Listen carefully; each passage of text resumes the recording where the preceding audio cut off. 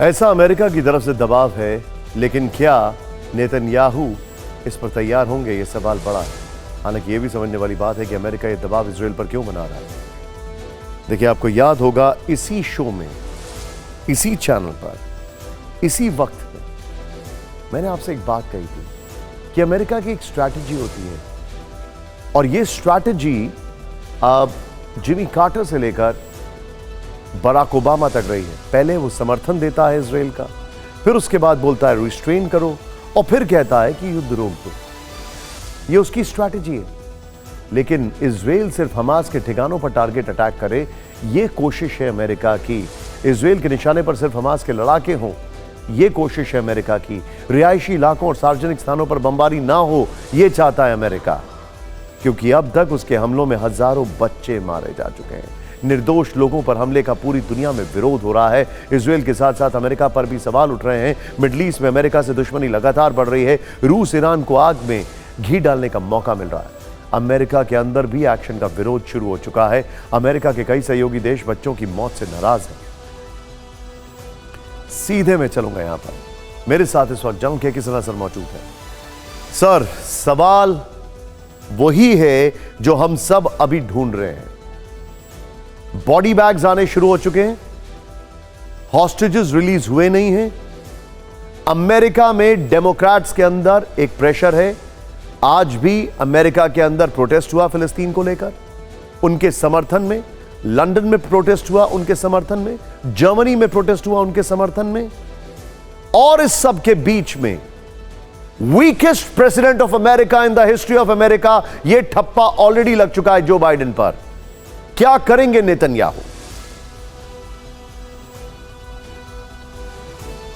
जय हिंद निशांत जी। आपने जो सवाल किए हैं वो बहुत पेचीदा सवाल है, उसके डायरेक्ट आंसर्स तो नहीं होंगे, पर जो ऑपरेशनल इंपेरेटिव देख करके मैं देखता हूं, और जिस तरह से नेतन्याहू के ऊपर में देखिए, उनके अस्तित्व का सवाल खड़ा हो गया है। 1.5 करोड़, और नेतन्याहू साहब राइट, आपको पता है ये राइट एक्सट्रीम विंग के उसमें उन्होंने माना जाता है।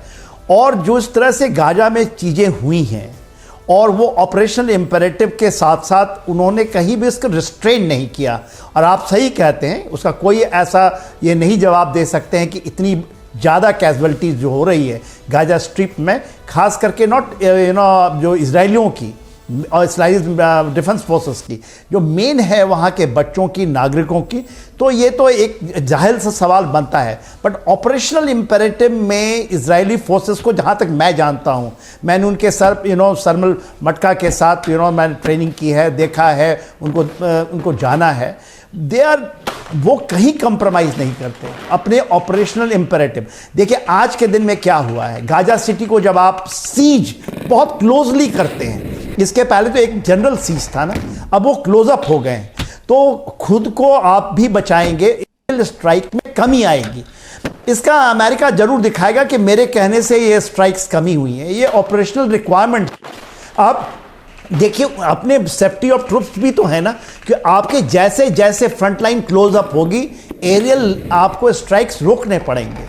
हाँ, आप उसमें अटैक हैप्टर्स ला सकते हैं, कोई और दूसरा प्रिसीजन चीज़ें मार सकते हैं, मगर आप उसके कैसे, आप तो ओपन में है ना, वो तो ऑलरेडी ट्रेंचेस, या बोलिए जिसको आप टनल कह रहे हैं, या बिल्डिंग्स के पीछे है।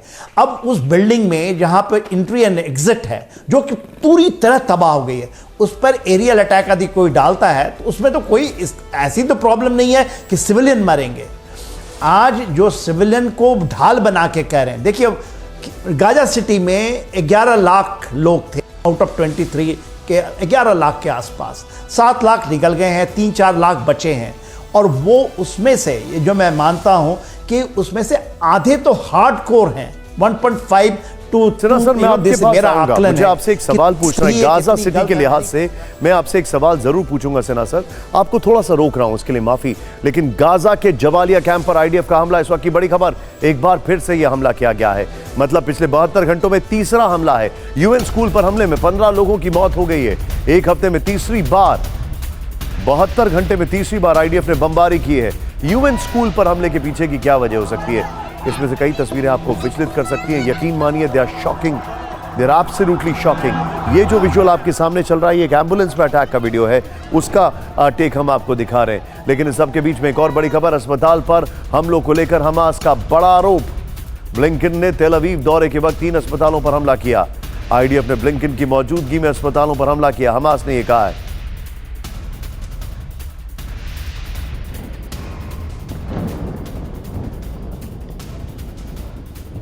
यह हमास नहीं बोल रहा है, ये ईरान बोल रहा है।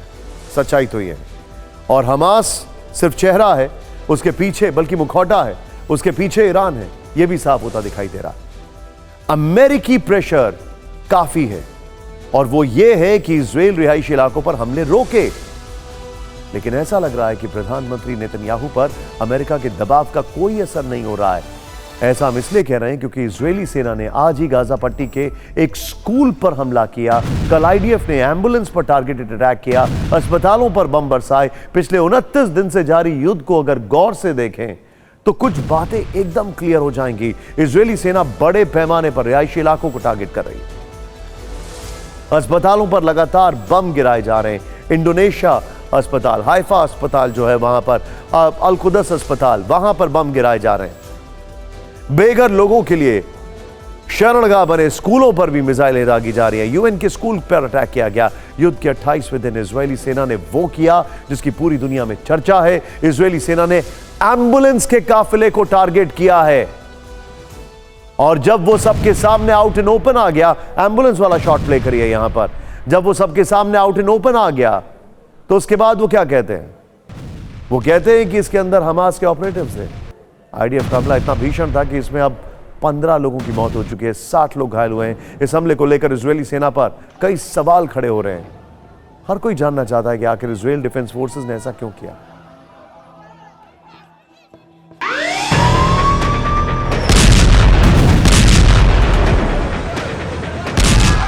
ये गाजा पट्टी में इजरायली सेना के हमले की वो दिल दहला देने वाली तस्वीरें हैं जिनमें एम्बुलेंस के काफिले पर टारगेटेड अटैक किया गया। हमले के बाद घटनास्थल से जो तस्वीरें आई हैं वो भयानक हैं।